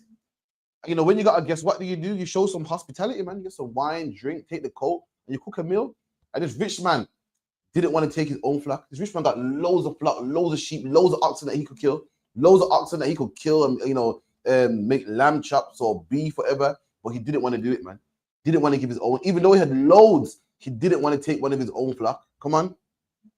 And his own herd. Or his own herd. Come on. Are dressed for the wayfaring. Wayfaring man. Wayfaring means a traveler. A man that's wayfaring is a man traveling. This man did not want to prepare his own sheep for this traveling man. Come on. Wayfaring man that came unto him, but he took the poor man's lamb. So this man got loads of sheep that he could kill. He could kill one of these sheep here. All right, you got 1 million sheep. You take one, you won't miss it. You got loads of cows, you kill one, you won't miss it. You got loads of lamb, you kill one, you won't miss it. But this man didn't want to take one of his millions of sheep, one of his millions of goats. He took this poor man's one. This poor man's one sheep that he loved so much that he grew up with, took the man's one. This man is going to miss that lamb. You won't miss your lamb. That's what Nathan said to David. Come on. And dress it for the man that was come on. And dressed it. Dress means what? That you dress yourself up, meaning what? You prepare it nice and good. Dress this lamb up, man. Meaning what? You season it, cook it down, man, and prepare it and garnish it, man. Come on. Verse 5. And David's anger was greatly kindled and David was against a hypocrite, the man. David was a hypocrite. David heard this. What the fuck? What? What kind of disgusting person is this, man? He's hearing the parable. He's listening. He goes, what kind of wicked man is this, man? Yo, what's this you telling me? Start getting angry, man. Come on. And he said to Nathan, as the Lord liveth, the man that hath done this thing shall surely die. He's listening. He goes, what kind of man is this? Yo, that man like this needs to die, man. What kind of wicked man is this? Yo, you got to kill someone like this, man. Come on. Verse 6. And he shall restore the lamb fourfold because he did this thing. And David said, you know what? This man's so wicked, he should prepare him fourfold, man. According to the Bible, if you take something that belongs to somebody, you pay double. David's like, F that, man. This man needs to be killed. And you know what? He should pay about 4 times the amount, man. This wicked person. Come on. Because he did this thing and because he had not paid. The no pity. So what kind of wicked man is this? Pity. With no pity, no mercy. This wicked nigga, man. Come on. Verse 7. And Nathan said to David, thou art the man. So lucky, man. David was moving like a Christian at this time, man. Christians love talk about how people are wicked and they're wicked and they're this and that. Meanwhile, they allow Chichi man on the choir, man. You say, what? This man did this. Yo, kill him, crucify him, man. Yeah, but you did this also. Oh. That's how David was moving, man. David was such, into himself. He forgot that he was that man. He forgot that he just killed somebody, man. He forgot that he just sinned himself. And that's how sin is. When sin's upon you, it's so strong, you don't even see it, man. If you could see it, then you wouldn't do it. Simple. Nobody wants to admit that they're wicked. How come everyone says I'm not wicked? How much man say I'm wicked, I'm evil, I'm a bad man, I'm this, I'm that? None of them do. Why? Because they don't see it, man. They don't see it. When we're reading it, so we see it. But when you're living it, you don't see it, man. You see it as well. They're on a breakup anyway. I did steal, but that money was kind of mine anyway. You don't see it, man. And David didn't see it, man. So like him also. If we can go back to where David gave Uriah the letter to kill himself, basically. Yeah. So you see the deception, he gave him his own command and he carried it without even realizing it. He trusted David so much that he didn't even read the letter. Now, Nathan, the prophet came and he came with the same parable, just like what David crafted when he write the letter. And he came now and see he passed his own judgment upon himself. That man must die. He's a wicked man. There you go. So you see the deception. So he's thinking this man should die. You are that man that should die. Mm-hmm. Christian love talk about who should die and who should die. According to the Bible, you should die, man. Christian love talk about who's going hell and who's gonna make it. Listen, you celebrate Christmas, man. You see how it affected him when Nathan tell him you are the man. Can't. He thought it was all right. Trust him. Yeah, man, that man should die. You are that man. You are that man that took a man's one sheep. Imagine David. David, you are king. Any woman you can have, you can get, man. And you got money and riches and castles and land. You can get any woman you want, but you wanted this man's one woman, man. This man's one sheep, man. You wanted it, man. You 1,000, any woman you want, man. Any flavor, man. You know the ones man saw. Any flavor, any shape, any type you want, David. All you got to do is say, yo, I want you. I want you, and you got it, man. And the one that was taken, you wanted. You're that one man with loads of sheep that wanted this man's one sheep, man. And he don't even know it. Come on. Okay. Verse 7. And Nathan said to David, thou art the man. Thus saith the Lord God of Israel. I anointed thee king over Israel, and I delivered thee out of the hand of Saul. Come on. Verse 8. And I gave thee thy master's house and thy master's wife into thine bosom. There you go, man. Lord, so I gave you wives, man. Plenty of wives. It's not like you got no excuse for having sex with this man's wife. You get loads of wives. I gave you wives, man. Plural wives that I gave you. Come on. And gave thee the house of Israel and of Judah. And if thou had been too little, I would moreover give him unto thee much. And the Lord said, listen, if that was too little, I will give you more. If that was too little, I'll give you more, man. He's saying to you, listen, you don't have to take no man's wife. I'm giving you wives, and if that wasn't enough for you, I would have given you more, man. You did not have to take this man's wife. Come on. I would moreover have given unto thee such and such things. Yeah, good Lord, I would have given you such things. If you wanted wives, I would have given it to you, man. You wanted riches, I would have given it to you, man. Come on. Verse 9. Wherefore hast thou desire the commandment of God to do evil in his sight? And the Lord said, what David done was evil, man. Having sex with a man's woman is evil, man. It's not funny. It's not applauded. It's not masculine. It don't show you how much of a man you are. It's evil, man. To commit murder on your own brother is evil, man. It's not funny. It's not trickery. It's not, oh, that was a smart move, man. It's not, man. It's wicked, man. It's evil, man. Come on. Thou art killed Uriah the Hittite with the sword and art taken his wife to be thy wife. And the Lord said, you killed a man's wife. You killed a man and taken his wife to be your wife. Come on. And art slain him with the sword of the children of Haman. Come on. Verse 10. Now therefore the sword shall never depart from thine house. There you go, because you killed this man and ruined his house. The Lord said, I'm going to put a sword upon your house, man. And later on, when you read the Bible, it happened. One of David's sons killed another one of his sons. David was on the run until the anger of the Lord passed, man. But David had to feel it, had to get it, man. And this, the Bible says, let me get it real quick. Drop that. Give me That was a crafty plan still enough. That was cold. And when he come back to him in that parable, because it's come verbally, he couldn't even work it out. Didn't even see it, man. Give me Romans 15:4.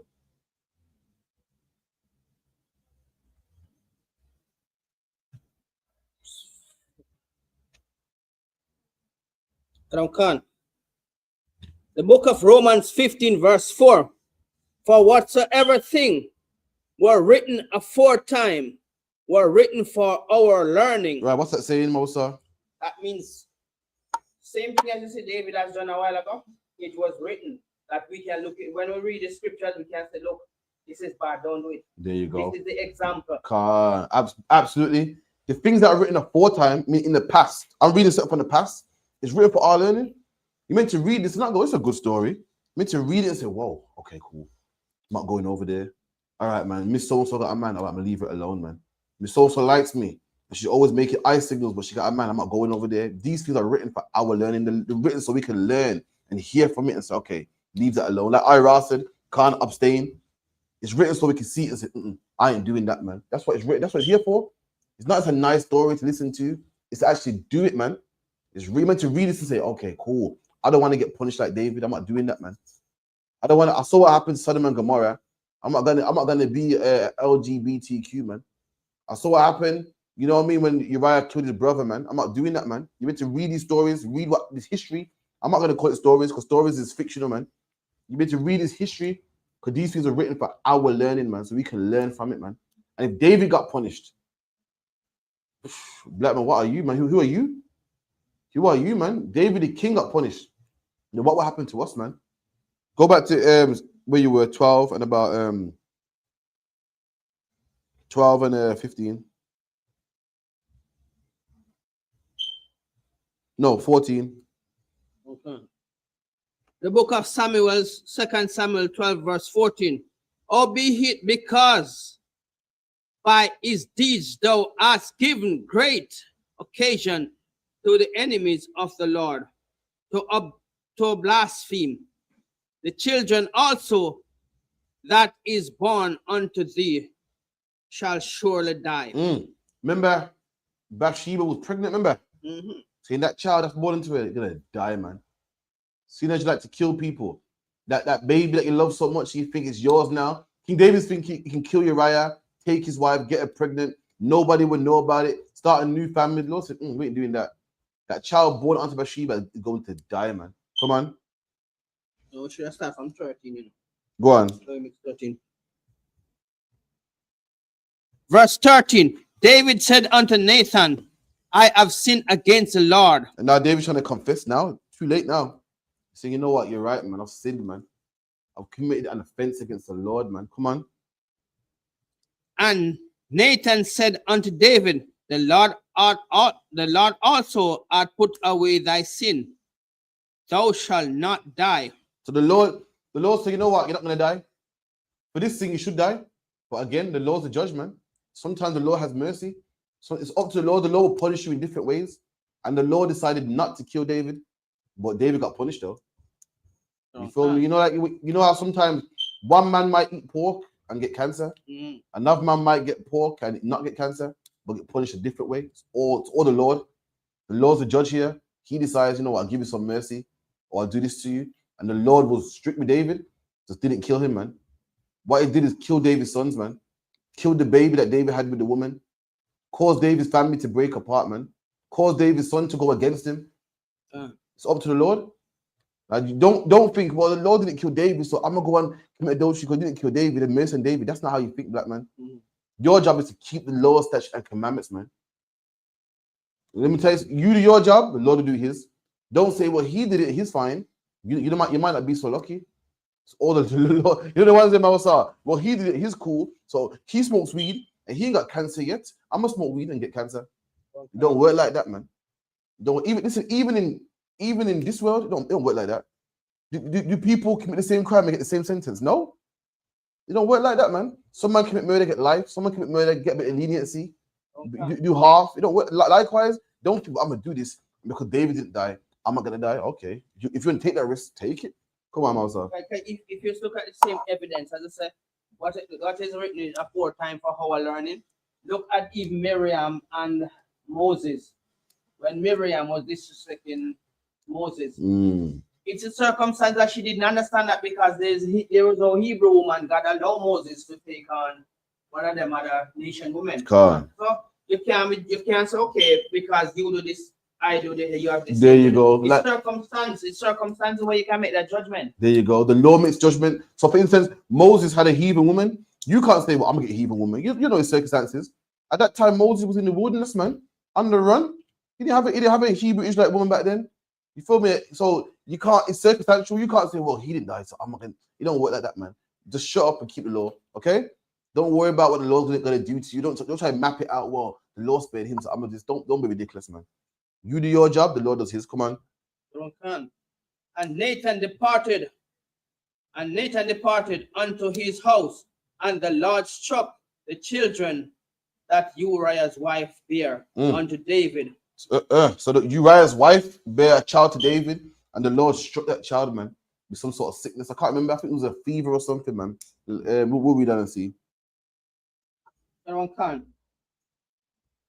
David therefore besought God for the children, and David fasted. And David saw that the child was sick, and he besought God, started praying to God, man. Started fasting to get the attention of the Most High, show the Most High how serious he is. Look, Lord, I'm not eating, man. It's rough. Please spare the child, man. Come on. And went in and lay all night upon the hearth. There you go, and laid on the earth. Imagine that. The king lays on the king's supposed to lay on what, a big golden luxurious bed. David's trying to show the Lord how merciful, what's the word? How remorseful he is. They say, look, I'm the king. I'm on the floor, man. Like, hear my cries, man. Come on. Verse 17. And the elders of his house arose and went to him to raise him up from the hearth, but he would not, neither did he eat bread with them. And all his, his wise men and his what's it called again? Counselors. That's the word for that. They came to like, yo, David, man, get up, man. Come and eat some bread, man. You ain't eating in days, man. Go get up, man. It's not good that you're the king, man. People are looking at you. People look up to you. It's not good that you're on the floor, just down, out, ashy, mash up on the floor. Come on, get up, man. And David was like, man, I can't eat, man. I won't eat, man. I'm not gonna get in my bed. I'm gonna lay on the floor. Come on. Verse 18. And it came to pass on the 7th day that the child died. And the child died, man. Just like the Lord said. Lord, kill the child, man. And we said, why should you be happy? A man is dead, man. His wife was stolen, man. Why should you be happy with a brand new family and a brand new baby? Why should you, man? The Lord did that to him. That was the punishment of the Lord. The Lord made that judgment, man. The Lord decided to make the judgment, and the Lord killed that child, man. Come on. And the servant of David feared to tell him that the child was dead. And the servant was scared to tell him. You ever been scared to tell somebody something? Yeah. You're not sure what they do to themselves. You think, whoa. The first thing when you're telling me my shock, you might yeah, remember, like, you ever had a family member who's already sick in their head? They're already kind of mad. And telling them that so-and-so dead, they'll drive them crazy. They'll kill themselves. They'll go mad. So you kind of hold it from them still. They're seeing David on the floor and crazy not eating and thinking, boy, I don't think it's the right time to tell him this. They're like, the time this Lord knows what he would do. He might harm himself. So the child did like, about to hold it for a bit, man. Yo, look at him already on the floor. He's not eating. I don't think it's the right time to tell him this, man. Just like in time when all of his kids were dying, as soon as one next one will come in. I family member that died in England, and they were scared to tell his family back home. And for years, has left it, man. And the one day they finally told him, because some people their head can't take it. You feel me? Go on. Especially situation where they're mighty at the moment. Yeah, make it worse. Even that deep weeping that morning, they would tell say the child died. He might kill himself. He might snap. He might go crazy. He might, head might never come back again. Go on. For they said, behold, while the child was yet alive, we spake unto him, and he would not hearken unto our voice. There you go. They said when the child was alive, he would listen to us. Come on. How will he then vex himself if we tell him that the child is dead? There you go. So when the child was alive, he's moving crazy. He wouldn't listen to us. He wouldn't get off his bed. He wouldn't eat no food. He wouldn't get off the ground. So if the child's dead, imagine what he would do. Remember, he wouldn't listen to us when the child was alive. Now the child's dead. He definitely ain't getting up now. He definitely ain't gonna eat no food now. He's gonna marga down to nothing. We can't have this. We need to have king nice and strong. Maybe that's like he might harm himself. Verse 19.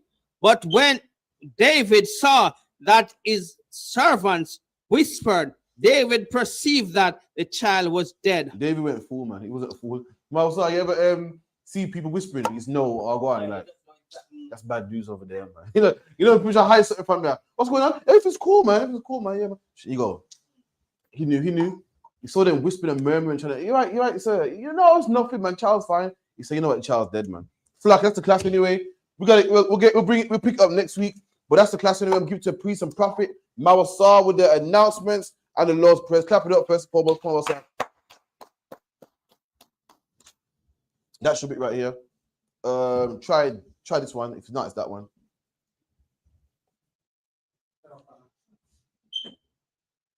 Mike Babakashaw. This is a security announcement. Security announcement for ISUPK.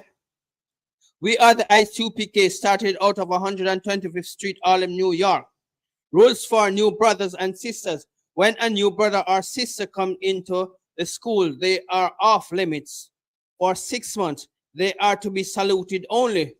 They are here to shed themselves of the world. If they need transportation, the teacher will arrange it.